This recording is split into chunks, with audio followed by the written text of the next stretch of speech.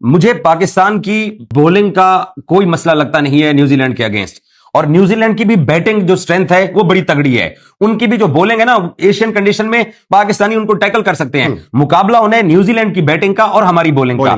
क्या हम आखिरी मैच वाले कॉम्बिनेशन के साथ न्यूजीलैंड उतरे, या जो आप एक अरसे से बात कर रहे हो कि हमें शाहीन नसीम की तरफ अब देखना चाहिए?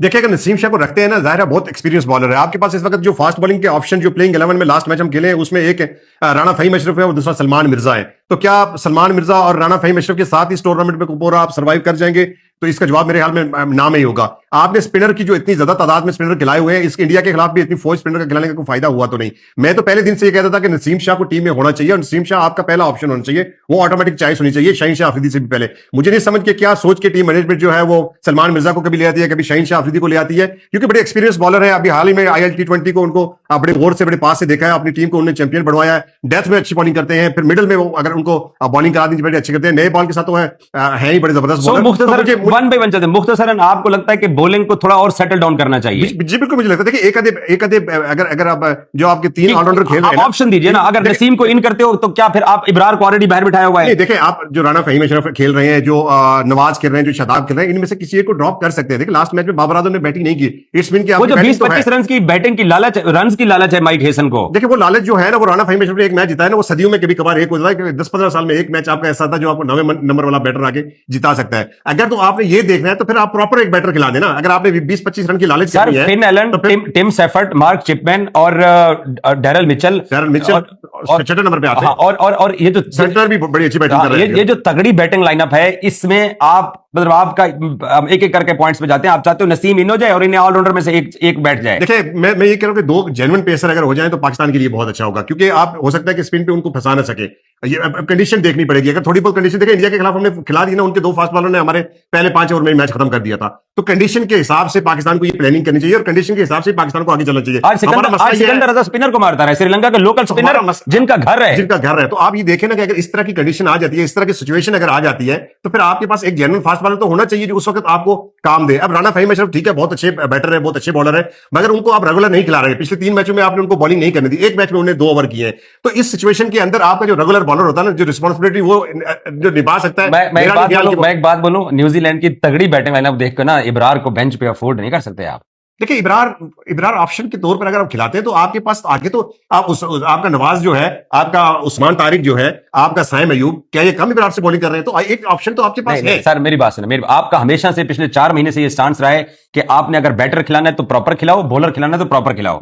तो फिन एलन और टिम सेफर्ट जितने ब्रूटल बैट्समैन है ना भाई साहब, वो धो डालेंगे, चाहे आगा जाए चाहे साइम जाए। देखिए, अगर उन्हें धोना हुआ ना तो वो इब्रार को भी धो डालेंगे। मेरा मतलब ये है कि आपके पास स्पिन के ऊपर बहुत ज्यादा ऑप्शन है। अगर आपने बैटिंग को स्ट्रेंथ, बॉलिंग को और स्ट्रेंथ करना है तो आप उस तरफ जाए ना जिस तरफ आपकी वीकनेस है। देखिए, करते पता है क्या है, या तो हम अपनी बैटिंग को बहुत ज्यादा वीक कर देते हैं, या अपनी फास्ट बॉलिंग को बहुत ज्यादा वीक कर देते हैं। स्पिनर का इतने ज्यादा स्पिनर जब होंगे तो आप इंडिया के खिलाफ 6 स्पिनर खिला के तो आपने क्या कर दिया? तो इतने स्पिनर ज्यादा जब होंगे तो आप किसी तरह से भी इफेक्टिव नहीं होंगे। तो मुझे ये लगता है कि या तो आप प्रॉपर फास्ट बॉलर के साथ जाए या फिर प्रॉपर बैटर के साथ जाए। ये आधा तीतर आधा बटेर मेरा और आपका टाकरा जो यूएस से शुरू हुआ था, और मैं आज भी इस मौका पे कायम हूं। और उस वक्त मैं कहता था कि ये आधा तीतर आधा बटेर से आप मैच डिलीवर नहीं कर पाते। आप मैचेस जीत सकते हैं, आप टूर्नामेंट जीत नहीं सकते।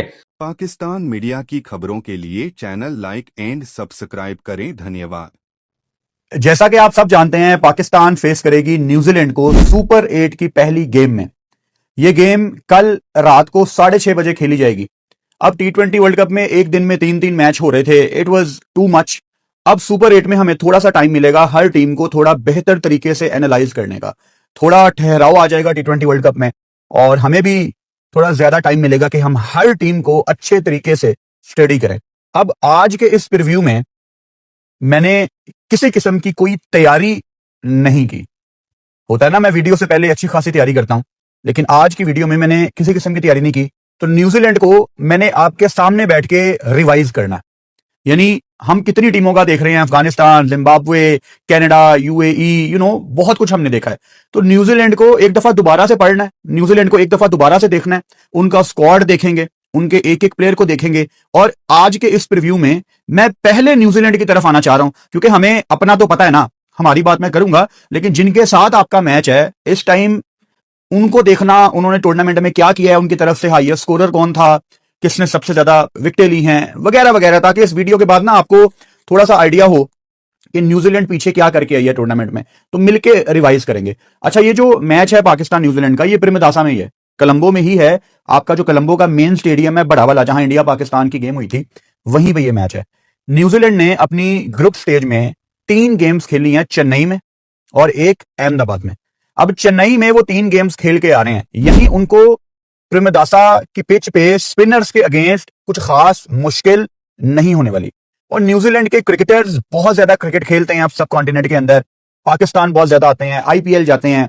अभी न्यूजीलैंड की टीम ने इंडिया को व्हाइट वॉश भी किया था टेस्ट में। यानी अगर हम ये सोच रहे हैं कि स्पिनर्स न्यूजीलैंड को हिलने नहीं देंगे, उनके पास कोई जवाब नहीं होगा, ऐसा नहीं है। वो तैयारी के साथ आएंगे, लेकिन फिर भी आपका रिकॉर्ड न्यूजीलैंड से बहुत बेहतर है। T20 वर्ल्ड कप की हिस्ट्री में पाकिस्तान और न्यूजीलैंड 7 दफा एक दूसरे के आमने सामने आ चुके हैं, जिनमें से 5 दफा पाकिस्तान जीता है और 2 दफा न्यूजीलैंड जीता है। एक मैच न्यूजीलैंड जीता था 2010 में बारबाडोस, और दूसरी गेम पाकिस्तान हारा था, मेरा ख्याल है मोहाली में, 2016। ये मेरी इस टाइम मेमोरी मुझे याद करवा रही है, पढ़ा पूरा मैंने कोई नहीं है कि कब हराया था, लेकिन मेरे ख्याल से मोहाली में ही हराया था। अच्छा, वैसे बहुत ज्यादा मुश्किल भी नहीं है, 1 मिनट लगना मुझे चेक करने में। हाँ, 2016 में न्यूजीलैंड जीती है और 2010 में जीती है। हाँ भाई, इतना तो याद होता ही है। 2016 वाला आपका मैच था मोहाली में, चलो अच्छी बात है, याद था यार। और 2010 वाला तो बारबाडोस ही है। अच्छा, न्यूजीलैंड का स्क्वाड मैं एक दफा पढ़ लेता हूं ताकि आपको भी पता लग जाए कि कौन कौन से लड़के वो लेके आ रहे हैं भाई साहब। फिन एलन है, हम सब इनसे वाकिफ हैं, ओपनर हैं, आते साथ ही डिस्ट्रक्टिव किस्म की बल्लेबाजी ये करते हैं। और न्यूजीलैंड को बहुत ज्यादा इनसे एक्सपेक्टेशंस भी होंगी कि अर्ली ऑन आपको स्टार्ट मिले। और इनके साथ टिम साइफर्ड भाई हैं, जो कि न्यूजीलैंड की तरफ से, अगर मैं देखूं ना आईसीसी T20 वर्ल्ड कप 2026 में, अगर मैं सब बल्लेबाजों का स्कोर देखूं कि कौन कितने नंबर पे मौजूद है, तो टिम साइफर्ड भाई वाहिद न्यूजीलैंड के बल्लेबाज हैं जो टॉप 15 में मौजूद हैं, और ये 7वें नंबर पे हैं, जो कि काफी नीचे है। इन्होंने 4 मैचों में 173 रन किए हैं, 7वें नंबर पे मौजूद हैं। इनके अलावा टॉप 15 में कोई भी न्यूजीलैंड का बल्लेबाज नहीं मौजूद। प्रेमदासा में हमने देखा कि अर्ली ऑन जो स्टार्ट मिलता है वो सारे मैच को ना एक साइड पे ले जाता है। तो आपको सिर्फ अर्ली ऑन पावर प्ले के नुकसान से जितना आप बच सकते हो आपको बचना है। और न्यूजीलैंड के जो दोनों ओपनर्स हैं, फिन एलन और टिम साइफर्ड, आप इनसे वाकिफ हैं, ये सिर्फ मारने आते हैं, ये सिर्फ पावर प्ले को यूटिलाइज करने आते हैं। बाकी नीचे वाले अपना काम जैसे उन्होंने करना है वो करें। अच्छा, फिन एलन, टिम साइफर्ड इनके ओपनर्स हैं। फिर इनके स्क्वाड में डेविन कॉनवे भी हैं, हम इनको जानते हैं लेफ्टी, और इनको स्पिन ट्रैक्स पे बल्लेबाजी करने का बहुत तजर्बा है। ये सीएसके की तरफ से भी खेले हुए हैं। सीएसके की एग्जांपल इसलिए दे रहा हूं कि चेन्नई में सबसे तगड़ा स्पिन ट्रैक मौजूद है इंडिया के अंदर। हालांकि ये गेम कोलंबो में है, लेकिन इतना ज्यादा दूर नहीं है कोलंबो चेन्नई से, तकरीबन सेम किस्म का ट्रैक आपको कोलंबो और चेन्नई में मिलता है। तो तैयारी इनकी भी तगड़ी होगी। अच्छा, नीचे आ जाते हैं ऑलराउंडर्स में। इनके कप्तान मिचेल सेटनर, हम सब इनसे वाकिफ हैं, और इनकी लेफ्ट आर्म स्पिन काफी क्रूशल होगी पाकिस्तान के लिए कि पाकिस्तान किस तरह उनको टैकल करता है। फिर इनकी टीम में मार्क चैपमैन भी हैं। शुक्र है मार्क चैपमैन है, लेकिन हारिस राउफ नहीं है यहाँ पे, क्योंकि मार्क चैपमैन नीचे से जिस तरह फिनिश कर सकता है ना, वो अलग बात है कि पता नहीं अब शहीन खेलता है कि नहीं। पाकिस्तान टीम पे भी मैं आऊंगा, लेकिन मार्क चैपमैन का नाम पढ़ते साथ ही मेरे दिमाग में ना वो रावलपिंडी वाले मैच आ गए हैं। इसने बहुत मारा था पाकिस्तान को यार, इसको पाकिस्तान की ना इच्ची बिच्ची पता है। अच्छा, ये इन्होंने एक बंदा रिप्लेस किया है, जो इनके प्लेयर है ना, माइकल ब्रेसवेल, जो मुल्तान सुल्तान से भी खेले हुए हैं, न्यूजीलैंड की कप्तानी भी करते हैं वनडे में। ये बाहर हो गए हैं इंजरी से। मेरा ख्याल है ये अफगानिस्तान वाली गेम में बाहर हुए थे। ये मैंने थोड़ा सा इनके बारे में पढ़ा था, वो आर्टिकल यहाँ पे कहीं पे मौजूद होना चाहिए। माइकल ब्रेसवेल ने इंजरी कैरी की थी अफगानिस्तान के अगेंस्ट चेन्नई में पहले मैच में, तो इनको रिप्लेस कर दिया गया था ये मैकूनी से। अब ये मैकूनी का नाम इतना मुश्किल है कि इनकी प्रोनाउंसिएशन क्या है वो मैंने सुनने की कोशिश की थी, एक दफा आपके सामने पे सुन लेते हैं। क्या नाम है भाई का? मैकॉन्ची है भाई का नाम, एक दफा और सुन लेते हैं, बड़ा मुश्किल नाम है मैकॉन्ची। ठीक है, तो ये जो मैकॉन्ची भाई हैं, इन्होंने कोई 133 T20 मैच खेले हुए हैं, जो ब्रेसवेल को रिप्लेस करके आए हैं। और इन्होंने अपने डोमेस्टिक टूर्नामेंट में कैंटरबरी किंग्स जो इनकी टीम है उनकी तरफ से ये हाईएस्ट विकेट टेकर भी थे। इन्होंने 14 विकेटें ली थी 7 की इकोनॉमी से, तो ये इन्होंने शामिल किए हैं। उसके बाद अगर हम न्यूजीलैंड के बाकी बॉयज देखें, फिर इसके अलावा इनकी टीम में डेरिल मिचेल भी हैं, जिनकी टूर्नामेंट में बारी लगी थी। जिमी नेशम भी हैं, ग्लेन फिलिप्स भी हैं, इनकी फील्डिंग से हम सारे वाकिफ हैं। रचिन रविंद्रा भी हैं। माउस ही चलना बंद हो गया, मेरा ख्याल है मैंने चार्ज नहीं किया हुआ। चलो, ये होता है जब मैं वीडियो से पहले तैयारी नहीं करता ना, तो हाथ का इस्तेमाल ही करेंगे आप। जिमी नेशम भी है, ग्लेन फिलिप्स भी हैं, रचिन रविंद्रा भी हैं। फास्ट बॉलर्स में अगर मैं आ जाऊं, जैकब डफी हैं, लुकी फर्गसन घर वापस चले गए थे, इनका बेबी हुआ था। मैट हेनरी हैं, जो कि हम सब वाकिफ हैं कितने एक्सपीरियंस बॉलर हैं। काइल जेमिसन भी हैं, फास्ट बॉलर। इश सोडी भी हैं, और एडन मिल टूर्नामेंट से बाहर चले। पाकिस्तान मीडिया की खबरों के लिए चैनल लाइक एंड सब्सक्राइब करें। धन्यवाद।